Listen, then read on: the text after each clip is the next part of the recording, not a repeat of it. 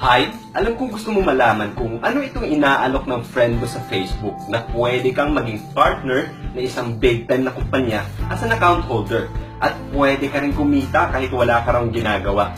Sounds too good to be true, right? Pero alam mo kaibigan, tama ang lahat ng information na narinig mo sa kaibigan mo. All you need to do ay makinig sa akin right now kasi ituturo ko ang step-by-step process kung paano mo yan pwedeng simulan. Take note, open ito kahit anong estado mo sa buhay. Domestic helper ka man or OFW, or even may trabaho ka dito sa Pilipinas or full-time housewife ka. Kasi kaibigan, una sa lahat, hindi ka kailangan magbenta or mag-alok-alok ng kahit anong produkto dito kasi hindi ka ahente at hindi mo rin kailangan mag-recruit or mag-invite ng mga kakilala mo para kumita. Your only role, you are a valued partner ng ating kumpanya. Our company is called Monspace Multinational Corporation na nakabase sa Malaysia. At in line tayo sa napakaraming chain of businesses like hotels, condominium, residential, airline, telecom, agro-industrial plantation at napakarami pa mga businesses kaibigan. At good news, sa lahat ng mga businesses na yan, dyan ka pwede maging partner ng aming kumpanya.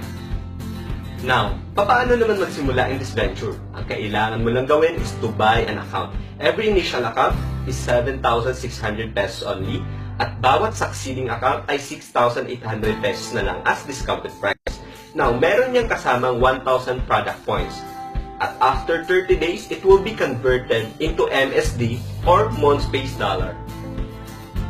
Ano naman itong Monspace Dollar or MSD? It is a digital money setup na ginagamit ng ating kumpanya to compute your account's earning growth. At ang kagandahan sa currency na yan ay tumataas ang value kasi naaapektuhan yan sa paglakas at paglaki ng isang negosyo tulad na nangyayari na ngayon sa Monspace at pwedeng mangyari rin sa iyo kapag naging parte ka na ng aming kumpanya. Sa pagbili mo ng account, meron niyang kasamang 1,000 product points, right? Na after 30 days ay mako-convert into 500 MSD or 500 Monspace Dollar. Yan po ang unang basihan ng kitaan mo dito kaibigan, nakabase sa dami ng MSD na matatanggap mo. At pangalawa, nakabase ang account earning sa value upon joining. Take note kaibigan, ang dami ng MSD na matatanggap mo ay nakadepende rin sa kung ano ang value sa pagsali mo. Eto ang magandang tanong. Saan naabot ang 7,600 pesos mo? Right now, makinig kang maigi at panoorin mo kasi ipapakita ko ang mga figures na pwede maging future account earning mo. But before that, ipapakita ko muna ang formula kung paano kumputin ang account earnings mo. So una, nakabase yan sa dami ng MSD na meron ka. At pangalawa, i-multiply mo yan sa value upon joining. So far, as of June 1, 2017, we started 5 pesos value or $0.10. So ang total niyan, yan yung unang magiging account earning mo. Kaibigan, kapag meron ka ng account earning na hindi pa naman ganun kalakihan, huwag mo munang i-pull out ang account earning mo. Antayin mo muna na tumaas ng tumaas ang value hanggang maging satisfied ka na sa amount nito. Kunyari, ito ang long-term projection ng ating kumpanya within 18 months up to 2 years time na pwede nating ma-hit ang 500 peso value mark. Meaning, pag nangyari yan, 500 MSD na meron ka times 500 pesos value kaibigan, that is 250,000 pesos na accounts earning growth. You know what? Pag yan yung natanggap mo at naantay mo, good news yan para sa financial ng pamilya mo kaibigan. Now, here is projection na mas malapit ang time frame. Long-term projection, within 1 year to 18 months time. Ang goal ng kumpanya ay ma-hit ang 250 pesos mark na value ng MSD mo. So pag nangyari yan kaibigan, 250 pesos times 500 MSD na meron ka. So a total of 125,000 pesos kaibigan na magiging account earning mo. Alright? So 1 year up to 18 months time lang ang aantayin mo dyan. Don't worry, kasi may projection din tayo na mas mabilis sa more than 1 year time. Tulad po nito, 6 months up to 1 year time, ang target ng ating kumpanya ay ma-hit ang 100 peso mark value. So pag nangyari yan, 500 MSD times 100 peso mark value, ang good news, aabot ka sa 50,000 pesos na account earning kaibigan. Pwede ng pambayad ng utang yan, may extra pambayad pa sa tuition. At eto mas mabilis. With 3 to 6 months time, ang goal ng kumpanya ay ma-hit mo ang 25,000 pesos na account earnings, kaibigan. Kasi ang goal ng kumpanya ay 50 pesos na MSD value. Now, take note, wala kang ginagawa dyan. Hindi ka nag-aalok, hindi ka nag-i-invite, or hindi ka kumakausap na kakilala mo. Pero, aantay ka lang na may kitang darating sa'yo na 25,000 pesos. And that is a real big money, kaibigan. Now, remember, even may 1 million peso ka, tapos, i-deposit mo sa bank, that is 1.25% na tubo lang. Or, sa 1 million, magkakaroon ka lang ng 12,500 pesos pag pinull out mo na yung bank deposit mo. Eh dito, 7,600 pesos lang ang initial startup mo, pero pwede kang umaabot sa 25,000 pesos account earnings. Now, think about this, kaibigan. Mas malaking advantage yan for you. Right now, I could sense na posibleng na muna ang tanong na ito sa isipan mo along the way na nakikinig ka sa akin. Posible ba natataas talaga ang value ng Monspace Dollar or ng MSD? 2 points, kaibigan. Una, nagawa na ang history about digital money.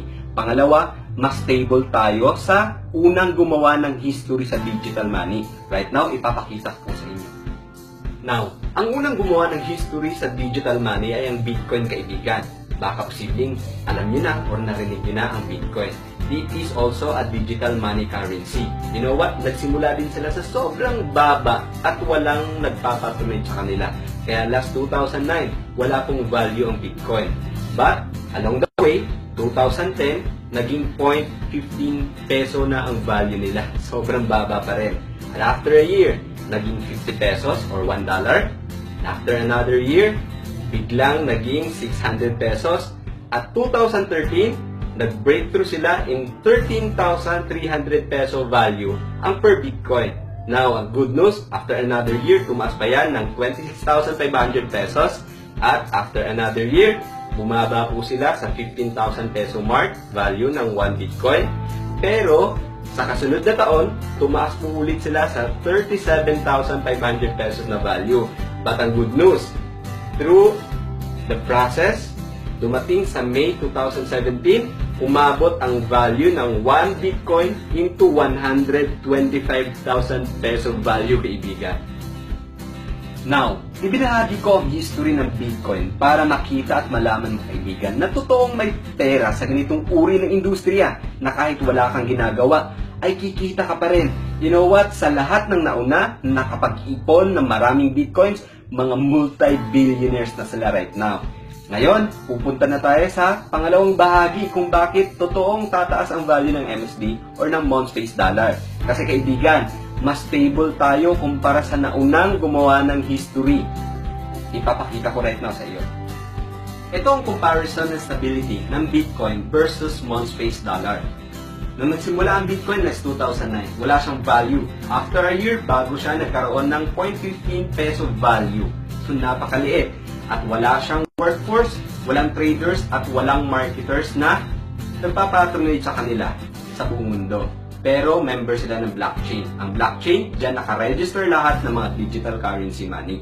Now, ipapakita ko naman ang history ng Monspace Dollar. MSD has started 2017 na may value kaagad na 5 pesos, kaibigan. Compared mo sa Bitcoin, wala silang value na nag-start. At ang good news, meron tayong 15 million active traders within Asia. At 15 million workforce, at the same time, 15 million active marketers. Open ang kumpanya natin in promoting this business para mas malakas at mapabilis. At member din tayo ng blockchain. Now, see the comparison between Bitcoin and Monspace Dollar. Napakalayo lang, kaibigan. Kaya I could see and I could say to you na lalaki at lalago ang value ng MSD. Kaibigan, yun yung unang ways of earning ng Monspace as passive income, meaning kikita ka kahit wala kang ginagawa. Now, ang point dyan, kung kikita ka kahit wala kang ginagawa, how much more kung meron kang gagawin? So you could also share this to your friend as blessing. Pero optional lang po ang pag-i-invite or pag-kakausap ng friend. Pwedeng gawin mo at pwede rin hindi. Ito ang setup ng earning kapag nag-share ka sa kaibigan mo. Ang tawag natin dito ay active income or yung may ginagawa ka. Ang tandaan mo lang, meron kang left team at meron kang right team. every time na may bumili ng isang account sa left mo at merong bumili ng isang account sa right team mo, automatically, kung direct mo sila, meron kang additional na 10,880 pesos na additional earning, kaibigan. Malaking pera rin yan. Eh, paano kung nakaka-invite ka ng 2 new friends every week? Wow! So, that is 10,880 times 4. Napakalaking tulong na rin yan para sa iyo, kaibigan. So, I could say na pwede mo rin subukan mag-invite, pero kung medyo mahirap para sa iyo, huwag ka na mag-invite.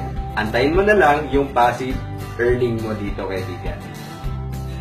Lahat ng earning na binanggit ko mula sa passive income and even sa active income, that is only for one account, kaibigan. Kasi pwede ka rin dito mag 3 accounts, 7 accounts, hanggang 50 accounts per name. At ang good news, pag nag 3 accounts ka, that is only 21,200 pesos. At meron ka ng immediate income or on the spot income niya na 6,800 pesos. Kapag kaya naman ang budget mo, kaibigan, at gusto mo mag-go for 7 accounts or more. Now, ang 7 accounts, that is only 48,400 pesos at meron ka ng immediate income na 20,400 pesos, kaibigan. Parang konti na lang binayaran mo kasi may on-the-spot income ka na. Now, ang good thing, pag marami ang accounts mo, ganun din karami ang passive income na binanggit ko kanina na magmo-multiply sa iyo. Kaya I advise, kapag bumili ka ng accounts, you should go for multiple accounts, kaibigan. So, yan na ang basics kung paano mo pwedeng simulang kumita na kahit wala kang ginagawa. Kaibigan, kapag meron ka pang dagdag katanungan, huwag kang mahinga magtanong sa taong nag-refer sa'yo sa video ito. We are here to guide you up 100%. At kapag eager ka na magsimula, handa kaming tulungan ka to help you grow in this kind of business. That's all. I am Mentor Jewel. Try to live a life without pressure.